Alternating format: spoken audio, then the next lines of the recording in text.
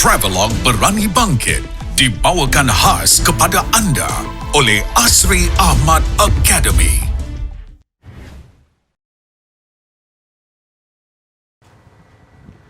Iqbal, pada usia 24 tahun, anda dah mula dah terlibat dalam dunia pelaburan saham. Apa sebab utama kerana orang lain luar sana 24 tahun tu mungkin dibuat perkara-perkara lain dan tak fokus kepada pelaburan. Tapi kenapa Iqbal boleh terlibat dalam dunia pelaburan saham? Asalnya saya dipaksa oleh ibu saya sendiri sebabkan saya waktu tu telah diterima untuk bekerja di UK selepas saya tamatkan pengajian master saya. Tapi mak paksa balik, dia cakap balik Malaysia pun boleh jadi kaya. Jadi dia cakap dia akan tunjukkan cara apa semua. Dan saya balik, saya mula meniaga.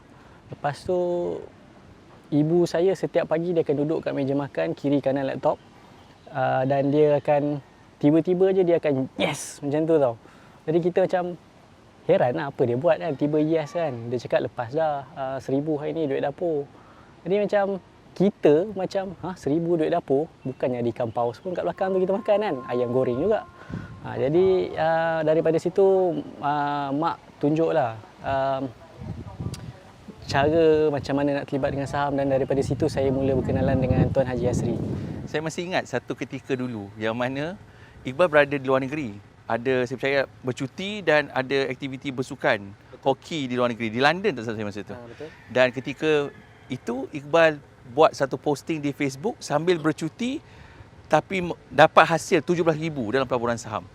Dan dikecam hebat. Yang best bukannya orang puji, dikecam hebat. Apa perasaan ketika tu apabila dikecam oleh netizen di Facebook? Waktu tu saya baru habis beberapa bulan lah dengan kelas dengan Haji Asri, kelas pertama saya dengan Haji Asri. Saya dapat untung masa tu, saya cakap dengan mak dengan ayah saya nak pergi jalan-jalan dekat Europe. Guna duit untung saham saya masa tu. Jadi sebelum saya terbang, saya ada beli satu saham. Dan selama sebulan saya backpacking dekat Europe, saya tak jual saham tu, dan bila saya balik ke Malaysia, saya dapat untung 17,000 tu. Jadi seumpamanya orang kata apa, seumpamanya kita dibayar untuk pergi bercuti, dan saya kongsikan pengalaman saya sewaktu di Europe, macam mana saya monitor daripada jauh saham-saham tersebut. Tapi akhirnya dikecam. Ada juga yang mengatakan yang saya ni jual dadah waktu tu. Jadi dia terasa kat situ lah. Jadi bila sebabkan terasa tu, saya ambil keputusan untuk sit for MSTA. Okey, STA ni sebenarnya Society of Technical Analysts, yang mana paper dia adalah didatangkan daripada UK. Dan dekat Malaysia waktu tu tak sampai 200 orang pun pakar dalam technical analysis.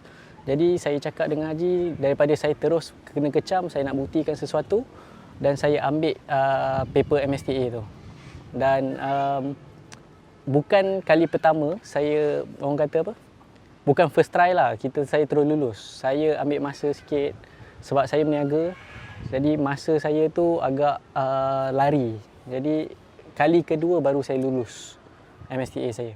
Lah, pada usia muda kan, 24 tahun dah terlibat dunia pelaburan saham, dan bukan sekadar terlibat belajar dengan ilmu yang saya kongsikan, tapi upgrade ilmu tu sehingga tahap bergelar seorang certified chartist, dan bukan satu yuran yang rendah untuk seorang lulus dan bayar yuran tersebut. Apa sebenarnya yang menyebabkan begitu kuat sekali untuk you terlibat dalam pelaburan saham, dan pengorbanan yang dibuat sampailah berjaya hari ini? Sebenarnya pengorbanan tu datang daripada kedua ibu bapa saya sendirilah, yang mana mereka yang cakap tak apa, dia akan sponsor semuanya untuk saya ambil MSTA tu. Dan ayah saya sendiri mengeluarkan 15,000 untuk saya sit for that paper. Anak-anak muda luar sana saya lihat, dia seronok untuk membuat satu rutin pekerjaan atau rutin hobi yang boleh mendatangkan hasil hanya ada di rumah. Tapi dalam pelaburan saham ni, satu perkara yang sama. Tapi Iqbal tidak bertindak ke arah itu. Yang mana Iqbal meneruskan belajar ilmu pelaburan dan terlibat dunia pelaburan saham ni sehingga hari ini, dan mengusahakan satu perniagaan. Nak menunjukkan bahawa pelaburan saham ni bukanlah satu, orang kata, mengadap laptop, tak buat benda lain. Dan ini yang satu persepsi yang salah sebenarnya masyarakat di luar sana. So, apa nasihat Iqbal pada anak-anak muda khususnya yang beranggapan bahawa saham ni dia terlibat, tak ada, pekerjaan lain tak boleh buat, perniagaan lain tak boleh buat. So, bagaimana Iqbal boleh membahagikan masa daripada seorang pelabur dan juga seorang usahawan? Sebenarnya agak pelik untuk orang-orang dekat luar sana yang mana mereka berniaga tapi tidak melibatkan diri dalam saham. Sebab saham ni sebenarnya adalah satu perniagaan. Kita berjual beli syarikat. Kalau kita sebagai usahawan, kita faham apa itu directors, kita faham apa itu shareholders. Jadi benda-benda macam ni yang menghairankan saya, kenapa ramai usahawan dekat luar sana tak melibatkan diri dengan saham.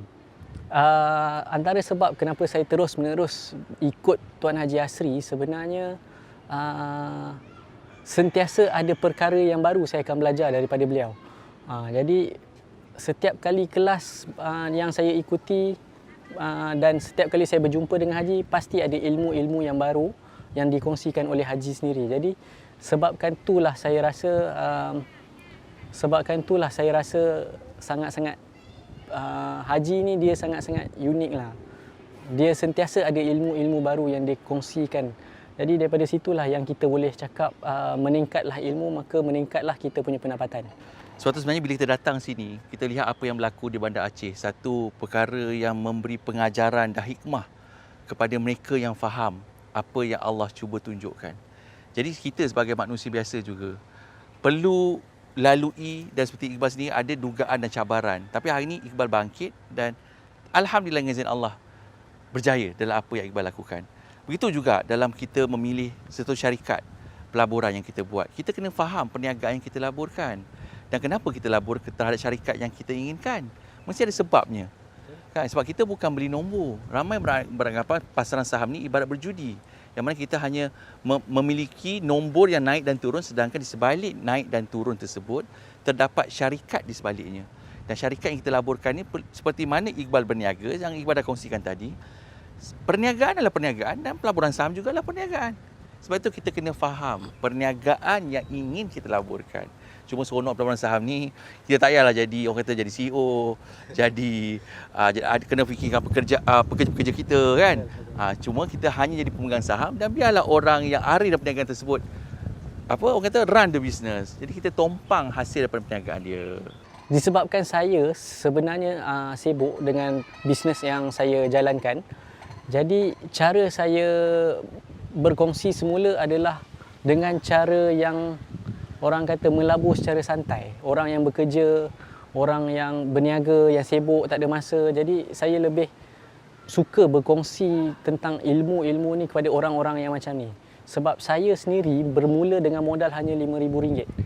Jadi dan kalau boleh saya nak ramai lagi orang muda kat sana yang ada simpanan RM5,000, mulalah melabur. Saya sendiri sebenarnya seorang pemain hoki yang mana pada satu masa dulu saya pernah duduk dekat bermain dalam Liga Malaysia. Bila kita cakap tentang belajar ni, kita perlukan masa untuk kita fokus, untuk kita improve diri kita. Bermaksud kita kena terus belajar, ataupun terus melakukan latihan supaya kita boleh boleh jadi expert dekat dalam satu-satu bidang tersebut. Even kalau kita tengok pun, kita belajar kira 1, 2, 3 pun darjah 1, darjah 2 tahun. Jadi kita kena perbanyakkan lagi dan terus-menerus belajar sehinggalah sehinggalah hayat kita ni habis. Untuk bila kita cakap right meaning, right mode ni bermaksud kita kena ada, bila kita memilih satu-satu saham ni atau kita melibatkan diri dalam satu-satu saham ni, kita kena kenal pasti apakah sebab kita terlibat dengan saham. Apakah advantage ataupun kelebihan yang kita boleh dapat daripada melibatkan diri dalam saham ni. Jadi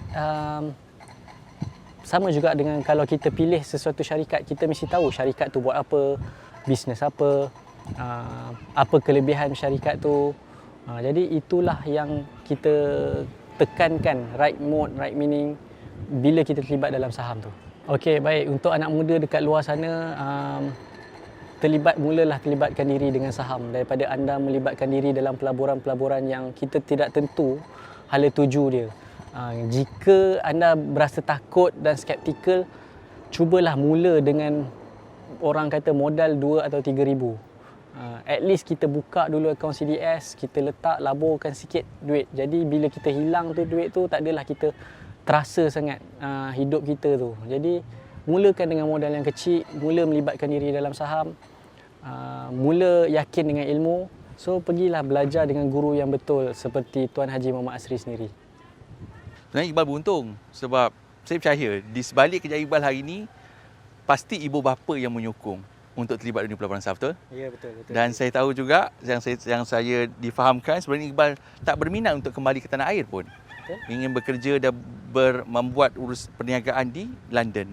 Tapi atas nasihat mak dayah, akhirnya you balik hari ini dan alhamdulillah tak sia-sia dan anda pun telah berjaya seorang usahawan dan juga seorang pelabur yang berjaya. Ya, betul. So saya tumpang banggalah atas kejayaan dan jaga mak ayah sebab akhirnya pentingnya dorongan dan doa mereka untuk kita berjaya.